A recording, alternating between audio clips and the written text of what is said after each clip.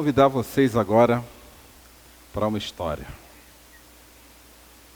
Imagine uma noite fria, no alto de um morro, você e poucos amigos. A chuva cai e deixa o clima ficar mais frio. Só que diante de vocês há um grande desafio. Vocês precisam vencer a maior batalha da vida de vocês. O problema é que o exército do outro lado, ele é muito mais forte e muito mais poderoso que o seu. Mas vocês sabem da responsabilidade dessa luta. Porque mesmo vocês, e todos nós aqui essa noite, enfrentando um exército poderoso, nós sabemos que se perdermos essa batalha, a vida das pessoas que nós mais amamos será prejudicada. E de repente a noite se torna mais escura e vem aquela sensação do ar ter parado. Porque para a nossa vida só tem um único caminho: enfrentar o inimigo que vem à frente. Só esse caminho. E de repente, alguém começa a falar lá do fundo: nós precisamos encarar o que está à nossa frente. Nós precisamos lutar, porque se nós não vencermos essa batalha, as nossas esposas, filhos, nossos idosos, eles sofrerão a opressão do exército inimigo. E assim foi a batalha de Maratona.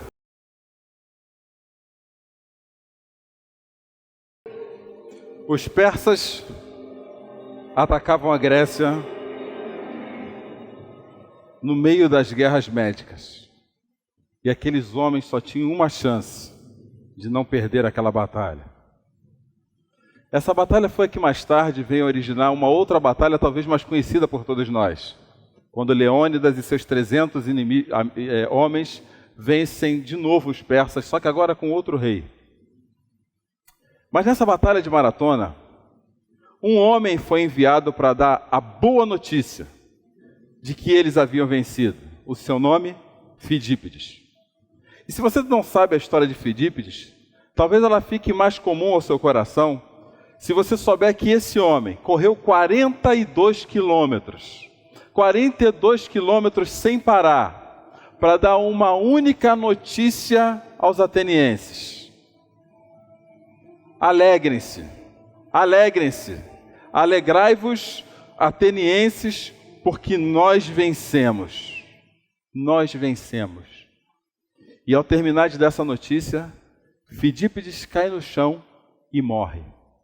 Essa foi a missão da vida dele. E por isso, hoje, nos Jogos Olímpicos, as maratonas são corridas 42 quilômetros, para lembrar o dia em que aquele homem cumpriu a maior missão da sua vida, correndo 42 quilômetros, para dar uma única notícia: atenienses, alegrem-se, porque nós vencemos. Quando eu trago isso para a nossa caminhada cristã, ou para a nossa vida como cristãos, nós vemos Jesus aparecer logo no começo do seu ministério adulto, por volta dos 30 anos de idade, e ele tinha ido para o deserto ter uma experiência muito difícil. Ao sair do deserto, Jesus chega perto de alguns poucos homens e mulheres simples, talvez como eu e como você aqui essa noite. E ele dá um recado a esses homens, um recado muito simples.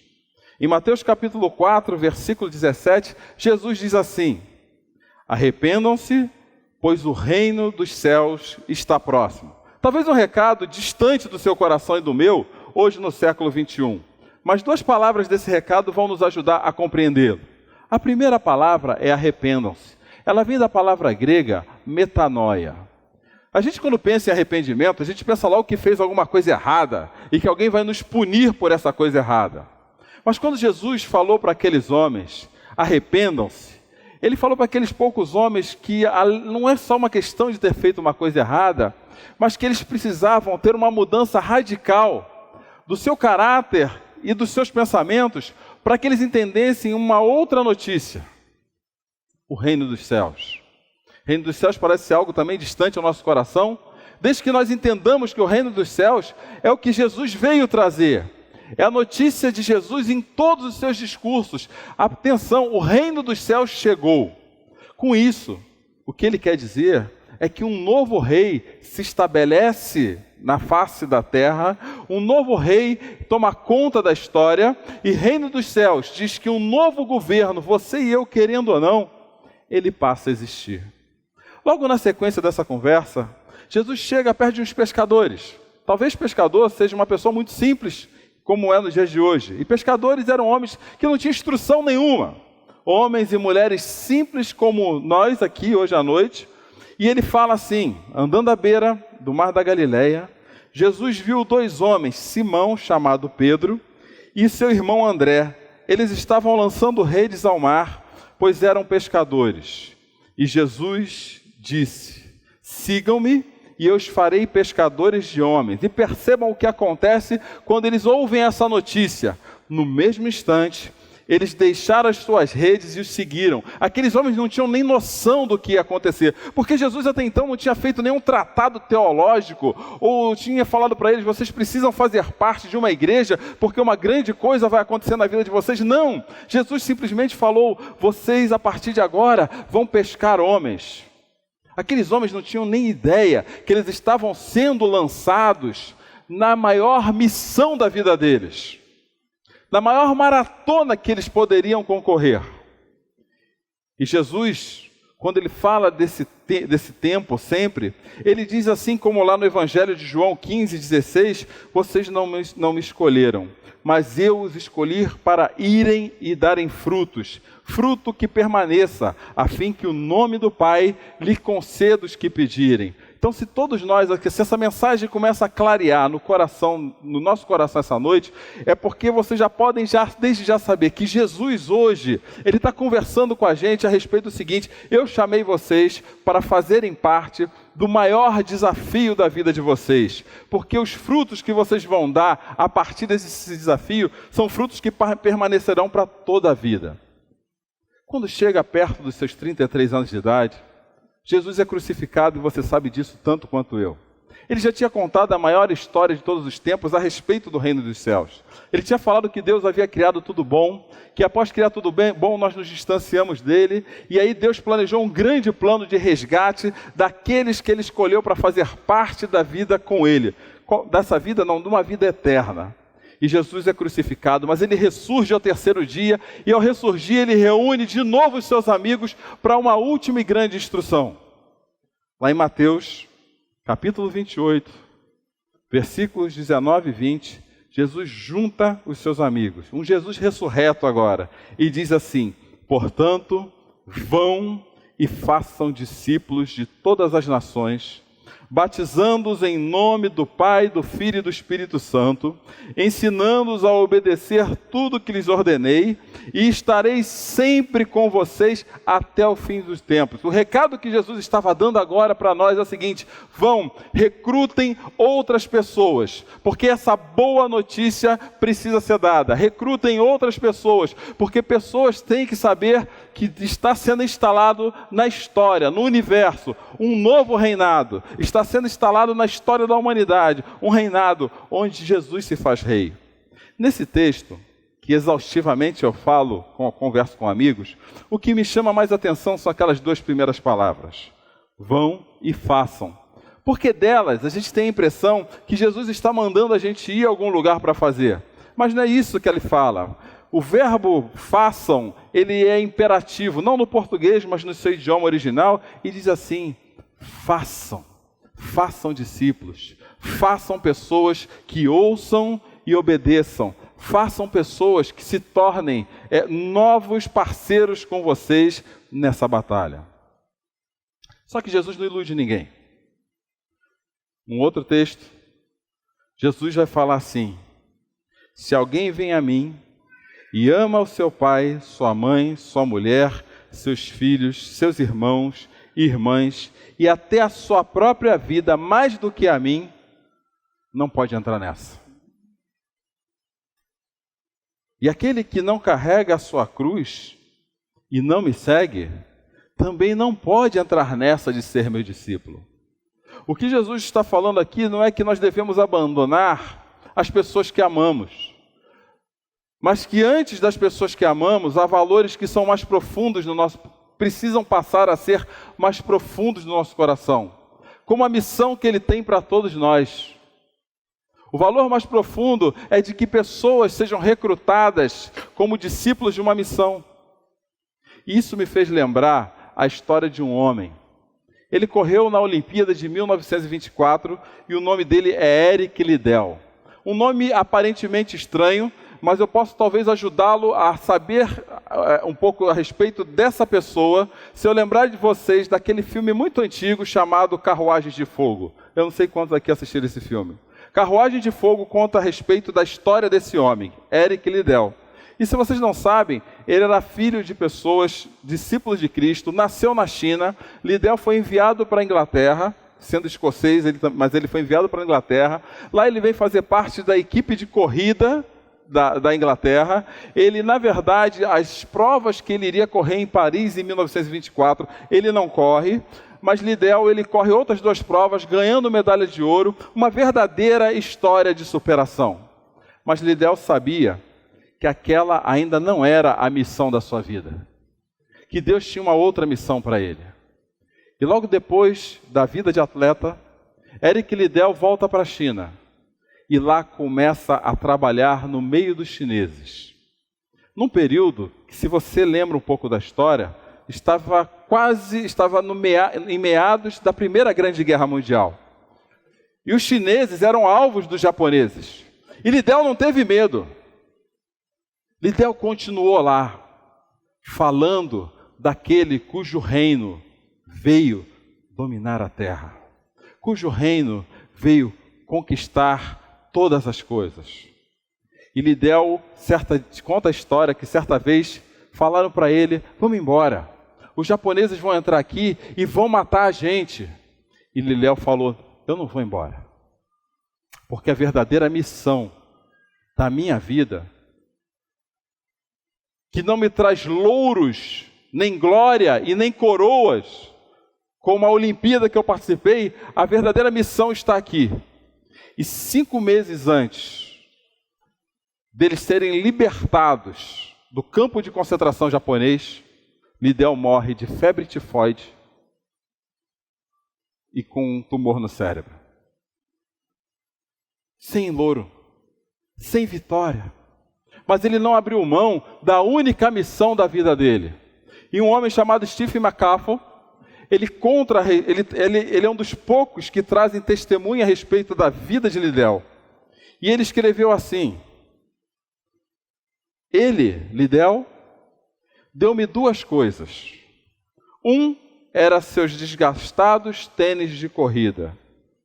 Mas a melhor coisa que ele me deu foi a batuta do perdão. Ele me ensinou a amar os meus inimigos, os japoneses, e orar por eles.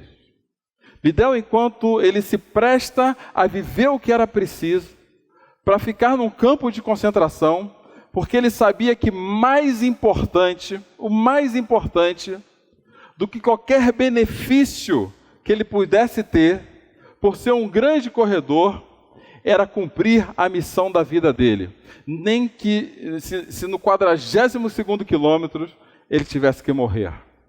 Isso não é um benefício para pessoas perfeitas ou chamadas para isso. Isso é uma postura esperada de todos nós cristãos. Um outro cristão, russo agora, ele escreve que a vida de discípulo ela não é simples. E ele fala que nós erramos mais do que acertamos. E Leon Tolstói escreve assim: a vida de um homem é uma contradição contínua daquilo que ele sabe ser seu dever. Em todas as áreas da vida, ele age em oposição desafiadora às ordens de sua consciência e de seu bom senso. Tolstói fala assim: é difícil ser discípulo, mas não esqueçam da missão da vida de vocês.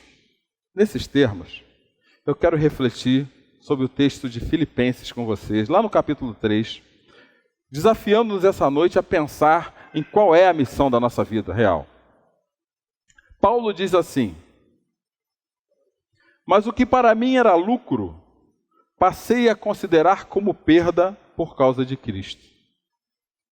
Mais do que isso, considero tudo como perda, comparado com a suprema grandeza do conhecimento de Cristo Jesus, meu Senhor, por cuja causa perdi todas as coisas. Eu as considero como esterco para poder ganhar a Cristo e ser encontrado nele, não tendo a minha própria justiça, que procede da lei, mas a que vem mediante a fé em Cristo, a justiça que procede de Deus e se baseia na fé. Quero conhecer a Cristo, ao poder da sua ressurreição e à participação de seus sofrimentos, tornando-me como ele em sua morte, para de alguma forma alcançar a ressurreição dentre os mortos.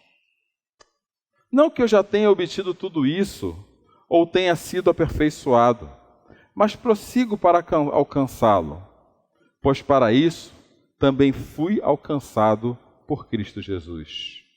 Irmãos, não penso que eu mesmo já o tenha alcançado, mas uma coisa faço, esquecendo-me das coisas que ficaram para trás e avançando para as que estão adiante, prossigo para o alvo, a fim de ganhar o prêmio do chamado celestial de Deus em Cristo Jesus. Esse texto, se você não sabe, ele é do apóstolo Paulo. E o apóstolo Paulo, ele já vivia num tempo onde Jogos Olímpicos eram comuns.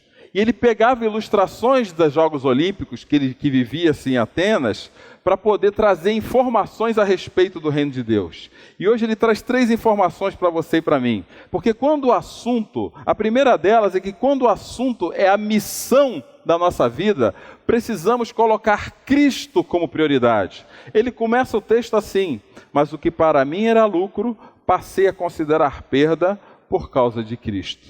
Mais do que isso, considero tudo como perda comparado à suprema grandeza do conhecimento de Cristo Jesus, meu Senhor, por cuja causa perdi todas as coisas. Eu vou confessar para vocês uma coisa. Quando eu olhei para esse texto, me incomodou profundamente. Porque a maior parte das vezes que eu me vejo me colocando diante de Deus, são por coisas que talvez eu precisasse não esquentar tanto a cabeça se eu colocasse Jesus como prioridade. Quando eu me vejo trazendo as minhas orações, preocupações a respeito de bens, de saúde e tudo mais, talvez eu esteja me distanciando do verdadeiro propósito ou da prioridade da minha vida. Para nós cristãos, quando Cristo se torna prioridade, as demais coisas são perdas. Se for para Cristo que eu tenho que viver, se for para Cristo que eu tenho que trazer um pouco da minha vida, trazer a minha vida, por que não perder algumas coisas por Ele? A segunda questão, a segunda lição desse texto é que quando o assunto é a missão das nossas vidas, eu preciso viver em função do poder da ressurreição. Olha o que Paulo vai dizer um pouquinho mais adiante. Quero conhecer a Cristo, ao poder da sua ressurreição e a participação dos seus sofrimentos, tornando-me com ele em sua morte, para de alguma forma alcançar a ressurreição dentre os mortos. Eu preciso explicar um pouquinho do que Paulo está dizendo aqui. Ele está dizendo que ele tem um dever que direciona ele na direção da ressurreição, não que ele vá alcançar essa ressurreição pelo seu dever, porque nada que fazemos pode nos fazer alcançar a ressurreição. Mas uma vez alcançado por Deus, e Deus mostrando para ele o reino de Deus, ele fala assim: a partir de agora, eu preciso trabalhar na minha vida, eu preciso colocar minha vida numa missão, de forma que tudo que eu faça e viva, aconteça em função da ressurreição. Porque, meus amados amigos de caminhada cristã, se eu tirar a ressurreição da caminhada da minha vida, eu confesso a vocês que a vida fica chata.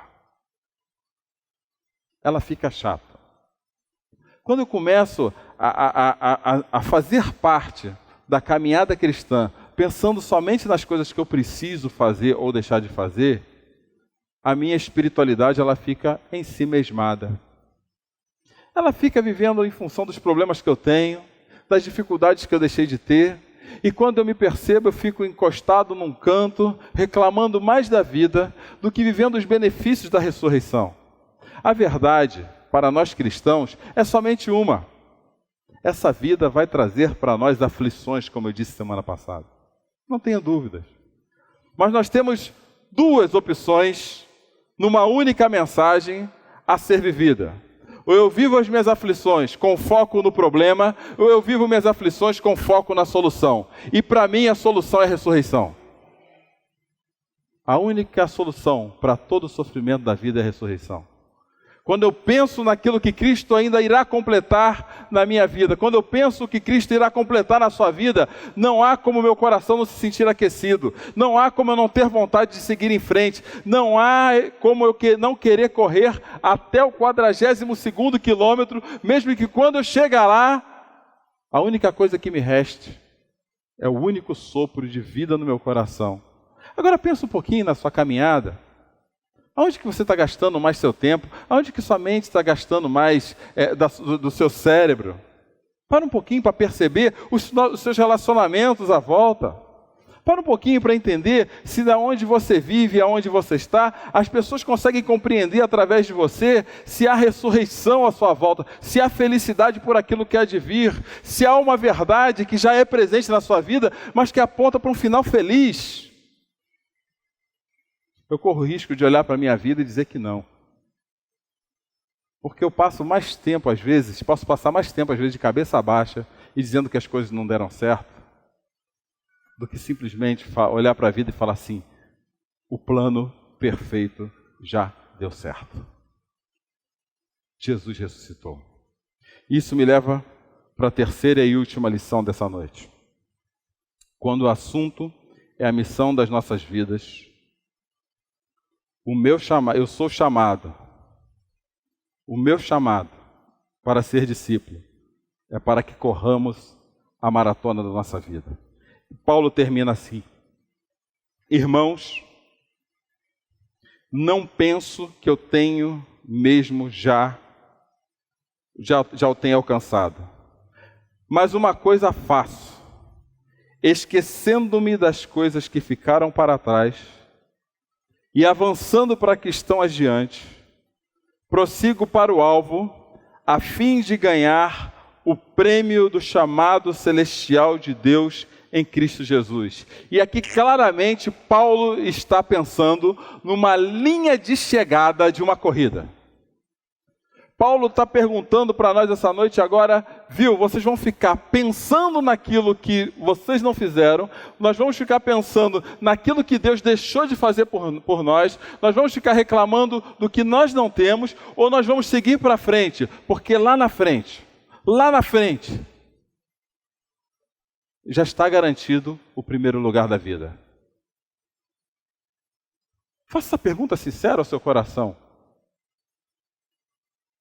Realmente entender quem é Cristo e já está nessa história há algum tempo, tem sido a missão da sua vida? Ou quando nós saímos daqui no domingo, nós passamos de segunda a sexta pensando em todas as outras missões. E Deus não está falando para nenhum de nós que nós devemos nos alienar dos nossos afazeres para fazer isso. Não, Ele não está falando isso aqui essa noite para a gente.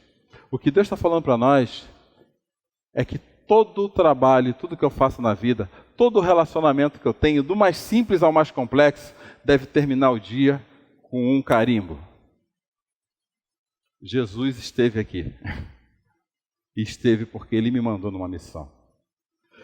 Vocês sabem que eu gosto de ilustrar minhas mensagens muito com vídeos. E eu rodei alguns vídeos antigos para achar uma ilustração para essa mensagem. Esse vídeo eu acho que eu já passei pelo menos uma vez no galpão, eu tenho certeza que passei, quando ainda estávamos no centro. É um vídeo bem antigo, de uma adolescente, 13 anos de idade. 13 anos de idade. Que não se alienou de tudo que ela fazia para cumprir a missão da vida dela. Pelo contrário, ela usou tudo o que ela fazia para que essa missão fosse cumprida e eu quero compartilhar com vocês. E aos domingos é a rádio e eu começo com a meditação. Tem o tempinho das crianças, onde eu conto historinhas infantis. Depois vem os brindes e assim é o programa de todos os domingos. Segunda-feira de manhã eu estudo e à tarde a gente faz bastante trabalho missionário. Terça-feira eu visito o asilo e lá a gente canta, a gente ora, a gente brinca. Tem algumas pessoas até que são sozinhas, assim, sabe, que se abrem bastante com a gente. Eu já levei o CD da social, a gente já pulou, a gente já brincou lá dentro. E a catequese. O Frei conhecia o trabalho que eu fazia aqui em casa, do pequeno grupo, perguntou se eu tinha como ser professora da catequese. Aí eu perguntei para o pastor e o pastor disse que eu podia. Então eu fui lá no Frei e avisei que eu poderia, mas eu iria ensinar o que eu sabia. E aí então eu fui. Quarta-feira a gente se reúne na minha casa para fazer a cooperativa.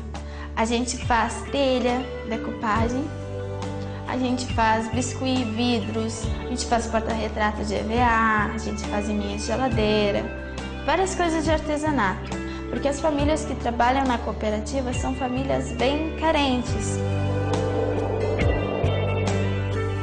Quinta-feira eu faço meu pequeno grupo à tarde. À noite, quinta-feira, a gente sai fazer algumas serenatas na casa de alguns irmãos da igreja. Sexta-feira eu montei um grupo de oração intercessória. Então cada criança pega esse pedido de oração que vem de várias igrejas e ora por este nome que pegou no papelzinho. As crianças que recebem esse papelzinho, elas oram e elas fazem muito pedido de oração.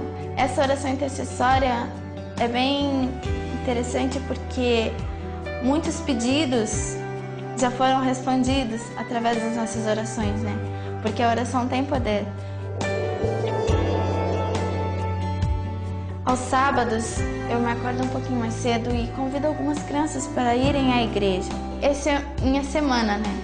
É uma agenda de dar inveja em gente grande. Com 13 anos, Andressa parece ter feito muito mais que pessoas com vários anos de experiência. Eu senti um amor muito grande dentro do meu coração de que tudo que o seu Valdemar estava falando, eu também poderia falar. Eu também seria capaz de contar aos meus amigos histórias da Bíblia que eu conhecia. Eu disse para minha mãe, eu me decidi em montar um pequeno grupo. E então ela disse que sim. E eu disse, mas mãe, para mim poder montar meu pequeno grupo, eu preciso me batizar. E eu sentia que para mim me batizar já era tarde demais. Bom, já que tu tá insistindo, então pede pro teu pai. Pai, eu preciso montar meu pequeno grupo. Mas para isso, eu preciso me batizar. Preciso me entregar a Jesus para as crianças que eu vou contar sobre Jesus possam seguir o meu exemplo também. E aí então o pai disse que sim. Não demorou nada para enfim colocar os planos em prática. No sábado da mesma semana eu me batizei, na outra quinta eu montei meu pequeno grupo. A primeira pessoa que eu fui foi no Robert. Eu disse assim, Robert, tu vai ser muito importante para o pequeno grupo, Robert. Um fazia chamada, outro era diácono, outro era recepcionista, outro era diaconisa, outro entregava a folhinha do tema. Só que cada um que tinha seu cargo tinha que levar 2 amiguinhos. Então o número de crianças foi aumentando. De 10 foi para 20, 25 e hoje se encontram as 45 crianças. Isso aqui mostrou que dava para fazer. E eu acreditei e queria fazer. Não foi fácil. Eu pedi pra minha mãe, ela não deixava. E eu chorava que eu queria. E eu dizia, Andressa pode, por que a Andressa pode e eu não posso?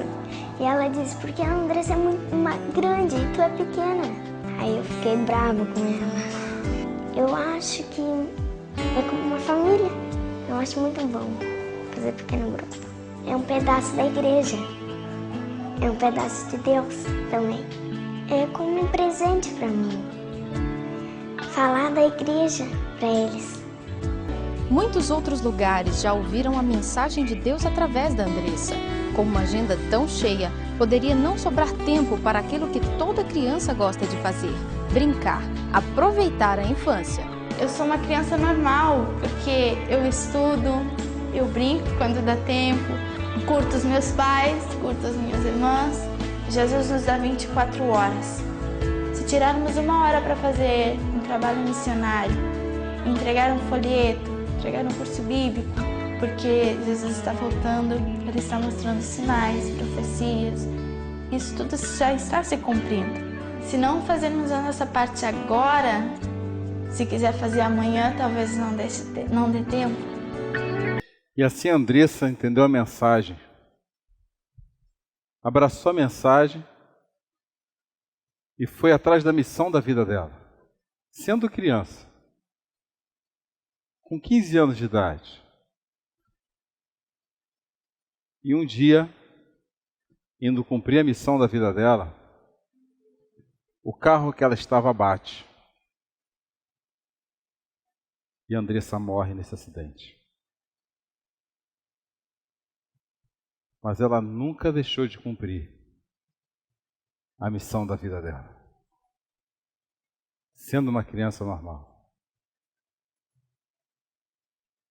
Fidípides vai a Atenas e diz: alegrem-se, nós vencemos.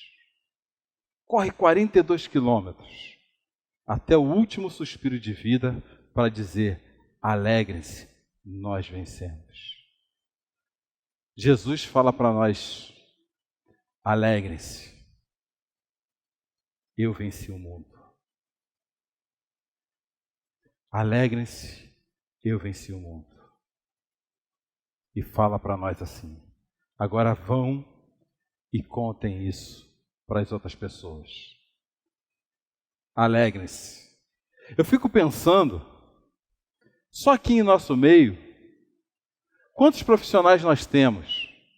Quantas pessoas fazem parte do nosso network e da nossa rede de relacionamento? Porque Jesus não pede porque que nós façamos isso aqui no domingo à noite. Ele quer que isso aconteça de segunda a sexta na nossa vida. E quando eu penso a quantidade de pessoas que nós podemos alcançar para dizer essa notícia: alegre-se, Jesus venceu. E nós não falamos isso. Eu me sinto constrangido com histórias iguais a essa.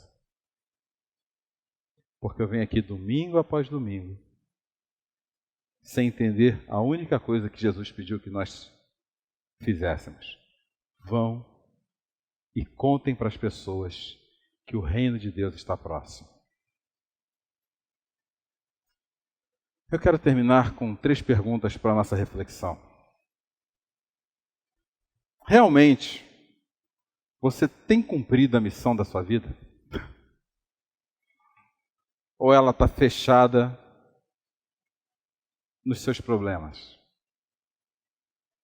Quantas pessoas você, na última semana, você levantou no seu dia com o propósito de falar para elas que o reino de Deus está próximo? Com quantas você falou no último mês, o reino de Deus está próximo? Quantas sabem realmente quem Jesus é? Porque você teve o trabalho de, numa conversa, ela falar de alguma dificuldade do seu coração e você fala: peraí. Eu tenho uma boa notícia para te dar. Eu tenho uma boa nova para te dar. Jesus venceu o mundo. E eu venci com Ele. E quando chegar ao final da história, e essa é a proposta também do final da nossa série de palestras, que linha de chegada você quer chegar?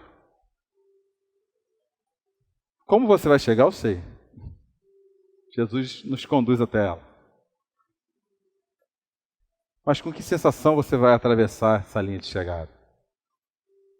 Qual é a missão da sua vida?